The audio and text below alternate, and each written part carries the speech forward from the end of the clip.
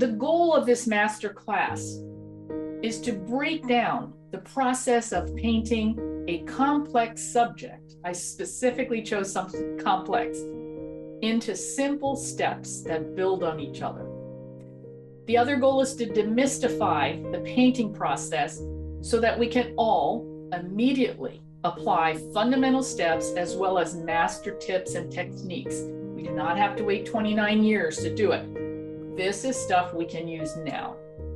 Also, to have support, encouragement, and guidance to, first of all, keep the joy in painting. That's why we're doing it. And to help sidestep common obstacles. I think that's really a big issue. And I feel I can very much help with that. And then also to achieve exciting results early on, not 10 years from now, but early on. So what is it about some paintings that seem to pull us in from across the room and make it easy for us to engage with the work? We've all been to museums where you see that everybody's hunkered down around one painting. Here's an example, in my opinion, of one of those paintings. It's just so easy to go right into this painting and to be involved in what's going on. This is Edgar Degas' The Ballet Class at the Musée d'Orsay, my favorite museum.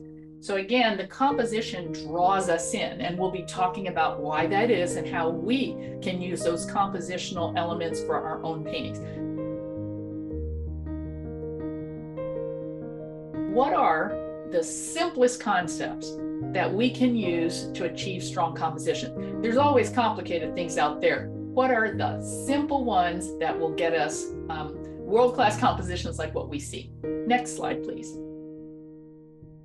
This is not an example of simple. This is an example of making it really complicated. So a lot of great composition is based on all of this complicated stuff. The Fibonacci sequence, the Fibonacci equations, all of these spirals. So there is science behind it, but it all fits into, next slide, please, this easy tic-tac-toe grid. So all of that complicated stuff, I can guarantee you, I did all the research, fits into this tic-tac-toe grid.